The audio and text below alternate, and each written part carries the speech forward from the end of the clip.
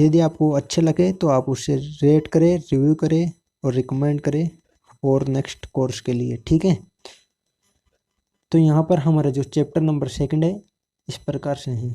इसका जो चैप्टर का जो नेम है वो है मेथड ऑफ स्ट्रक्चरल एनालिसिस। तो यहाँ पर जो मेथड होता है स्ट्रक्चर को एनालाइज करने के वो 2 प्रकार के होते हैं। एक होता है फोर्स मेथड, दूसरा होता है डिस्प्लेसमेंट मेथड। तो बेसिकली दोनों ही मेथड इम्पोर्टेंट है यहाँ पर। तो बेसिकली दोनों ही से सब्जेक्टिव के अंदर भी क्वेश्चन पूछे जाते हैं और इनसे ऑब्जेक्टिव के अंदर भी कुछ क्वेश्चन पूछ लिए जाते हैं।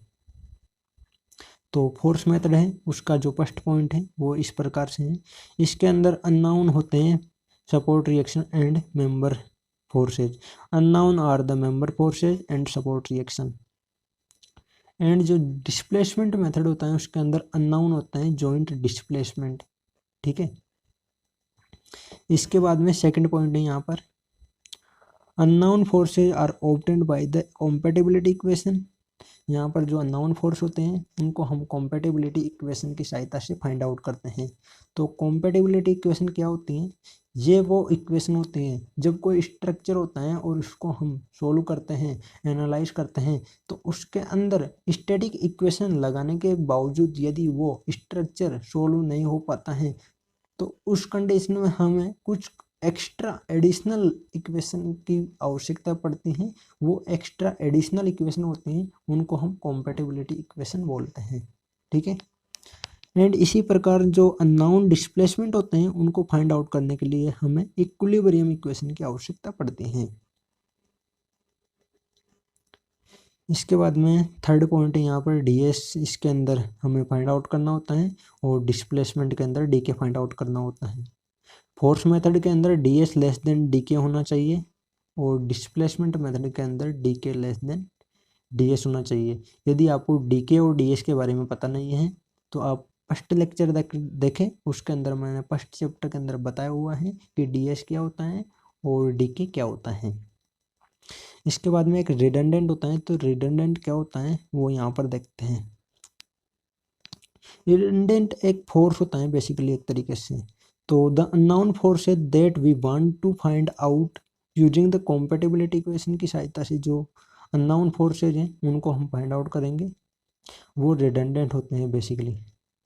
जिन फोर्सेज को हम कॉम्पेटिबिलिटी इक्वेशन की सहायता से सोल्व करते हैं, फाइंड आउट करते हैं, उन्हीं को रिडंडेंट बोलते हैं, ठीक है। इसके बाद में एक नोट है, ये वाला बेसिकली इम्पोर्टेंट नोट है। ये वाला पिछले गेट के जो पेपर हैं उसके अंदर पूछा गया है। तो यहाँ पर नोट इस प्रकार से है, the principle of the superposition is applicable for small displacement theory. तो वहाँ पर उसने पूछा था कि जो सुपरपोजिशन का जो थ्योरम है वो किसके लिए एप्लीकेबल है। तो बेसिकली ये स्मॉल डिस्प्लेसमेंट थ्योरी के लिए एप्लीकेबल है। इसके बाद में है यहाँ पर in the pin joint frame only axial force are present.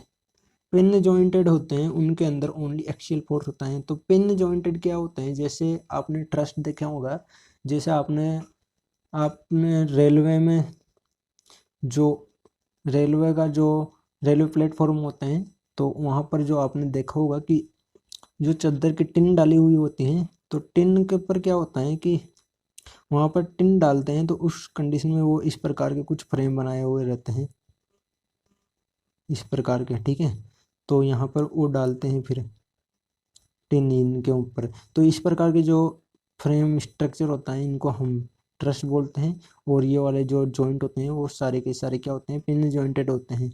तो ये वाले जो फ्रेम होते हैं, जो ट्रस होता है, ये ओनली एक्सियल फोर्स को ही लेते हैं। एक्सियल फोर्स आता है इनके अंदर और कोई भी फोर्स इसके अंदर नहीं आता है। इसी प्रकार इसके अंदर भी एक्सियल फोर्स आएगा इस प्रकार का, इस प्रकार से इसके अंदर भी एक्सियल फोर्स आ जाएगा और इसके अंदर भी एक्सियल फोर्स आ जाएगा, इस प्रकार का इसके अंदर फोर्स आता है, ठीक है। इसके बाद में है यहाँ पर नेक्स्ट मैक्सवेल रेसिप्रोकल थ्योरम। तो मैक्सवेल रेसिप्रोकल थ्योरम क्या होता है? इसके अंदर होता है यदि कोई जैसे इस प्रकार से स्ट्रक्चर है और यहाँ पर कोई पॉइंट P है और यहाँ पर कोई फोर्स लग रहा है और यहाँ पर पॉइंट Q है यहाँ पर, तो इस फोर्स की वजह से यहाँ पर जो डिस्प्लेसमेंट आएगा वो जब कोई दूसरा फोर्स है और यहाँ पर लग रहा है तो इसकी वजह से जो डिस्प्लेसमेंट आएगा यहाँ पर, ये दोनों क्या होंगे, बराबर होंगे। ठीक है, ये मैक्सवेल का रेसिप्रोकल का थ्योरम है। इसके बाद में कास्टिग्लियानो थ्योरम। तो कास्टिग्लियानो का जो सेकंड थ्योरम है वो आपके लिए इम्पोर्टेंट है, फर्स्ट थ्योरम यहाँ पर इम्पोर्टेंट नहीं है ज़्यादा। तो सेकंड थ्योरम यहाँ पर हम डिस्प्लेसमेंट फाइंड आउट करेंगे और एक जगह पर रोटेशन फाइंड आउट करेंगे। तो डिस्प्लेसमेंट फाइंड आउट करने के लिए यहाँ पर होता है del u upon del p. यहाँ पर पी फोर्स होता है और यू स्ट्रेन एनर्जी होता है। इसी प्रकार यहाँ पर यू स्ट्रेन एनर्जी हो गया और यहाँ पर एम मोमेंट हो गया। ठीक है, तो यहाँ पर del u upon del m equal to theta होता है, जिसको हम रोटेशन बोलते हैं, और यहाँ पर इसको डिस्प्लेसमेंट बोलते हैं। इसके बाद में नोट है यहाँ पर एक, for the linear elastic structural system minimization of potential energy yield compatibility equation. इसके बाद में सेकंड नोट है इसी के अंदर, principle of minimum strain energy is particular case of Castigliano second theorem and it is applicable when support does not yield. जो Castigliano theorem है वो एप्लीकेबल होता है जब हमारे जो सपोर्ट हैं वो यील्ड नहीं करते हैं, उस कंडीशन में कास्टिग्लियानो थ्योरम हम लगाते हैं। इसके बाद में मेथड ऑफ कंसिस्टेंसी डिफॉर्मेशन। तो यहाँ पर मेथड ऑफ कंसिस्टेंसी डिफॉर्मेशन इस प्रकार से है। यहाँ पर फर्स्ट जैसे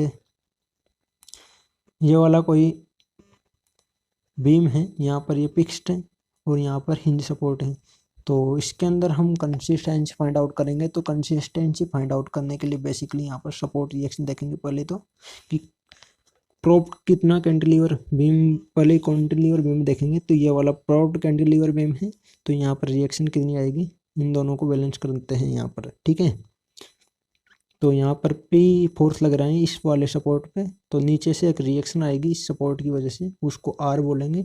जो रिएक्शन आर होगी इसको हम प्रोप बोलते हैं। ठीक है, तो ये दोनों यहाँ पर आर इक्वल टू पी होगी। जो यहाँ पर पी फोर्स लग रहा है वो सारा का सारा सपोर्ट के अंदर चला जाएगा, इसका बीम पर कोई भी इफेक्ट नहीं पड़ेगा। इसी प्रकार यहाँ पर सेकंड है, तो सेकंड जो यहाँ पर से सेकंड है, ये वाला आरपीएससी एएन के अंदर भी पूछा गया था अभी।